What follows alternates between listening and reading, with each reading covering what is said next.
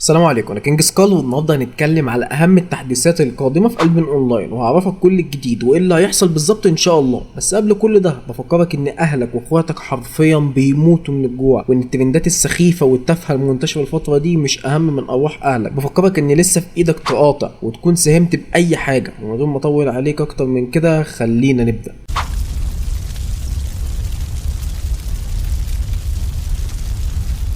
يا عزيزي، رب تكون كويس وفي احسن حال ان شاء الله. عايز اقولك ان قلبي ان الفتره الجايه هيحصل فيها تغييرات جذريه حرفيا، وحابب انوه ان معظم التغييرات هتكون مؤثره على الجميع سواء انت جديد او قديم في اللعبه. ومعظم الكلام اللي هقوله ده هيبقى كويس ومعظمه التاني عادي، يعني مفيش حاجه اللي هيتقال عليها وحشه يعني. بس انا عامه في الاول هبدا بالتغييرات اللي هتحصل، واول حاجه هبدا بيها هي جزيره الجلد اللي هتقدر تبني جزيره في كل المدن حتى كيفليون، مش عارف ليه بصراحه. وكمان مساحه الجزيره هتكبر شويه، وبصراحه انا ما عنديش فكره ليه عملوا كده، خصوصا ان جزيره الجلد مش ليها الاهميه اللي تخلي ابديت زي ده ينزل لها يعني. او انا يمكن اللي مش عارف جزيره الجلد بنستفاد منها ازاي. بس ما علينا، نروح لتاني حاجه معانا وهي السايفون انرجي. بص دي بصراحه حاجه جامده قوي، خصوصا الجزء المتعلق بالسايفون ده. والناس اللي ما تعرفش هو السايفون ده بتاع ايه، ده اسمه في اللعبه السايفون انرجي. حلو، ده انت بتجيبه عشان يزود لك الاي بي والدمج والهيلث لمده نص ساعه. انت بتبقى حرفيا يعني زايد 100 اي بي تقريبا، وكمان معاك المميزات بتاعت زياده 100 الاي بي دي. انت هتقول لي حلو ده، يا نهار ابيض ازاي ما كنتش اعرف ده من زمان يا عم انت. اقول لك بص عايز، شفت انت غشيم ازاي؟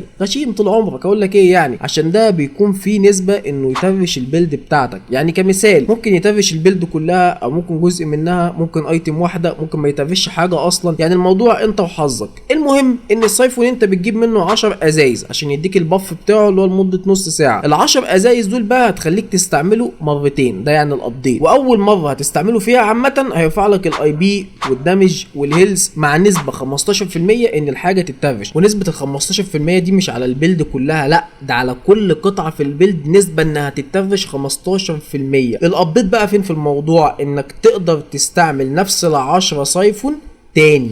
يعني انت مثلا تجيب ال10 سايفون ب 100,000 تستعملهم. زمان كان ممكن تستعملهم مره واحده، دلوقتي ممكن تستعملهم مرتين. طب تاني مره ايه الفرق بقى عن اول مره؟ انك مش هيرفع لك الاي بي، هو هيرفع لك الدمج والهيلث بس، مع نسبه ان الحاجه تترش وبتوصل ل 30%. يعني حرفيا تاني مره اكيد البيلد بتاعتك هتترش. 30% دي نسبه مرعبه على فكره، والحمد لله اني مش بروح زي في زي والله على العبط ده. بس برضك عشان اوضح نقطه معينه، انا مش متاكد من نقطه الهيلث ولا الديفنس، يعني هو بيزود الهيلث ولا بيزود الديفنس. بس يعني ما سالت كده صحابي وقعدت افكر شويه، قلت ممكن يكون هيلث، لو طلع ديفنس فانا اسف. المهم نروح لتالت حاجه، ودي اكتر حاجه الكل مستنيها، وهي تحديث الافرود. بص يا عزيزي، الموضوع ده فيه جزء انا مش فاهمه قوي هقوله في الاخر. بس اول حاجه هبدا بيها هي الكامبات، اللي هي الجولد شيست والبلو شيست والجرين. دول كلهم هيكونوا اصعب من دلوقتي من ناحيه الدمج والبوصات، هيلثها هيزيد شويه يعني. وكمان هيتغير شكلها تغيير كبير، يعني الجولد شيست والبلو شكلهم هيكون عليه القيمه قوي، وطبعا الشكل هيكون فارق مع توزيع الموبات، فربنا يستر في الجزء ده. واهم حاجه بقى ان الفيم هيقل بتاع الشيست. يعني كمثال لو البوس هيوقع 100,000 فيم، بدل كده هيوقع 65,000 بس. طبعا انت هتقول لي دلوقتي محروقه والآف انا وحسبام جروب يا عم ايه الهبل ده. اقول لك اسمع للاخر يا عزيزي، بطل تسرع بقى على الله. ايه ده؟ اللوت في الشيستات هيزيد جامد قوي، يعني بجد هيزيد جامد حسب الكلام يعني بتاع الناس اللي راحت جربت في التيست سيرفر. فهيزيد اللوت، بدل مثلا في الجرين ما كان بيطلع لك من 250 الف مليون، هيطلع لك في الجرين من مليون ل 3 مليون، وده رقم جبار. وعايز ده بقى يخليك تفكر الجولد هيوقع كام، وعايز الارقام دي تخليك متخيل الصعوبه بقى اللي هيوصل لها الكامبات. وكمان في نقطه انا شايفها انها هتحصل بصراحه، وهي ان اكيد هيكون في بوصات جديده في الافرود غير الموجودين دلوقتي. بس المهم ندخل في اللي بعده، وهي شيء برضك في الافا، وهو انك دلوقتي هتقدر تعمل تراكنج في الافا. الحوار ده اقسم بالله ما مفهوم. يعني المفروض نغير شكل الافا، طب صح؟ يعني الافا صغيره، يعني هتراك فين؟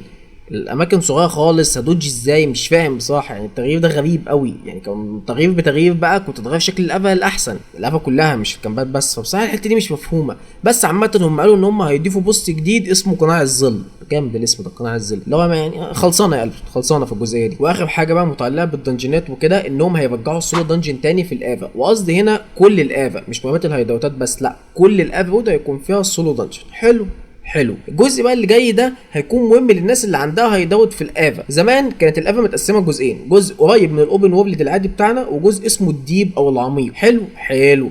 العميق ده اللي هو يعني كان زمان في مبات الهيداوتات، اللي هو كانت مبات الهيداوتات مغموسه جوه عالم الافا، يعني حرفيا في نص المتاهه. كان صعب انك يعني تطلع الاوبن وورلد من مابت هيداوت، لازم تعدي على كذا مابا وكده. هم بقى هيخلوا مبات الهيداوتات دي قريبه من الاوبن وورلد، وهيخلوا المبات اللي فيها الكامبات اللي هي الجولد شيست والحاجات اللي زي دي في الديب او في العمق. طب ليه عملوا كده؟ عشان خاطر لو المبات الهيداوتات بتطلع على الاوبن وورلد هيكون صعب تبني هيداوت، اكيد هيحصل فايت وانت بتبني، اكيد هيكون في تحدي اكبر على الناس اللي الهيداوتات بتاعتها في الافا، زائد هيسهل الترانسبورت شويه عليهم من الهيداوت للمدن اللي بره، زائد هيخلي معظم الناس تلجا انها تدخل من بيرسلين على الافا وود. فبصراحه يا عزيزي انا شايف ان هم بيحولوا الافا لساحه PVP، يعني حرفيا سواء مابا فيها هيداوتات او مابا فيها شيستات هتكون فيها مذبحه بكل المعنى الكلمه مذبحه. بس بصراحه انا شايف ان دون يعني دلوقتي هطلع بكومبو مكون من 7 افراد لابسين لبس ينفع PVP وPVE، ونحاول ناخد الشيستات، ولو حد داخل علينا نبدا نفايته. ده هيزود عامل المنافسه، وكمان هيزود الناس اللي بتلعب PVP. فانا بصراحه شايف ان ده ورث جدا. بس الحاجه الوحيده اللي تزعل في الحوار دون هو حوار الفيم. بجد نقطه ان الفيم هيقل في الافا دي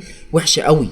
يعني كان زمان لو عايز تسبك اي سلاح 100 في 3 ايام اطلع الافا، حرفيا اطلع الافا العب لك بتاع 5 6 جولد شيست كل يوم، خلاص كده انت سبكته 101. واخر حاجه بقى متعلقه بالافا وود، وهي ان الموارد زي الجلد والحديد الخ الى اخره هيقل فتره رسبانته او رجوعه تاني. مش عارف انطق كلمه رسبانته صح ولا غلط. يعني لو كان بيرجع الحديد مثلا يعني كل ربع ساعه هيرجع كل 5 دقايق، والوقت مش هو على كل الموارد ولا هو على كل تير. يعني لو كان الحديد تير 8 بيرجع كل 40 دقيقه هيقل ل 25 مثلا، والوقت بيختلف من تير لتير برضك زي ما لسه قايل لك، والموارد كمان مختلفه عن بعضها البعض، خصوصا الجلد وقته عشوائي قوي بصراحه. وفي المقابل هيقل عدد المابات اللي بتكون فيها جاذبنج اساسا، يعني بيبقى في موارد بيبقى فيها 10 كامبات حديد مثلا، لا مش 10 بصراحه، اخرها 7 8، ما شفتش قبل كده 10، اكبر حاجه شفته كان 8 تقريبا، ما علينا يعني. بس في نقطه صغيره انا بتمنى الحوار ده ما يعملش تضخم في الموارد في اللعبه.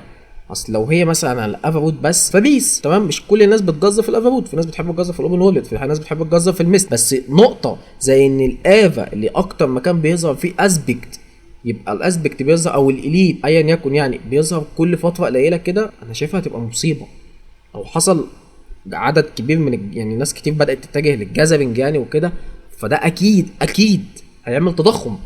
يعني عايز حد يرد عليا في الكومنتات في النقطه دي. بس في العموم لو حابب تفهم اكتر عن الافا شوف الفيديو ده هيفهمك كتير جدا ان شاء الله. المهم نروح لرابع حاجه، والجزء ده هيكون حلو قوي بجد، وهو بكل بساطه ان مش في حاجات بترسبن في الاوبن وورلد زي الشيستات والسبايدر والحاجات اللي زي دي، دي بقى هتتاثر بعدد الناس اللي حواليها. يعني لو في 20 واحد حوالين الشيست هيطلع لوت كتير جدا، ولو في 10 هيطلع لوت بعدد ال10. يعني هي بتتقسم نسبه وتناسب وخوارزميات وكده. وبصراحه انا نفسي لو كان يكون في الكلام ده على الجولدن افا في الافا رود، الحوار ده حلو قوي، ونفسي لو يتطبق على كل الدنجنز كمان. المهم نروح لخامس حاجه، وهي اضافه بعض الاسلحه الكريستال الجديده، وهتكون الدجرز والخناجر يعني وكده، الميسا يعني بتاعت التانك هيزودوا ميسا جديده، ما اعرفش هتعمل ايه بصراحه. انا اصلا مين تانك يعني بحب العب تانك جدا، بس ما اعرفش يعني ايه هتضيف ايه، مش متخيل.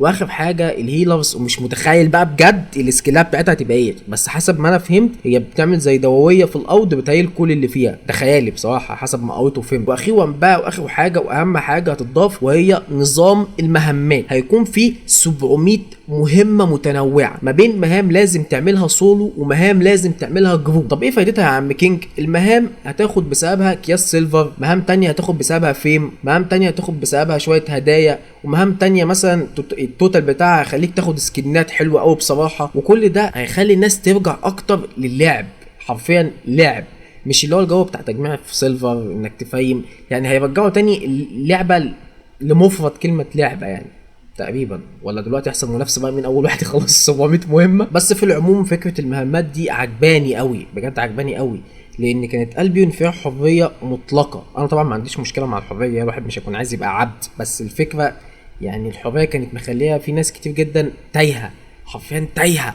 فدلوقتي هيبقى في شيء المفروض تعمله، كل اللي عليك انك لو ما بتفهمش انجليزي تحول اللعبه عربي، تبقى المهمه المفروض تعملها تفهم، تطلب اللي انت عايز تفهمه من اي حد لو انت فهمتهاش، وتبدا تنفذ فيها. ايزي، حرفيا ايزي.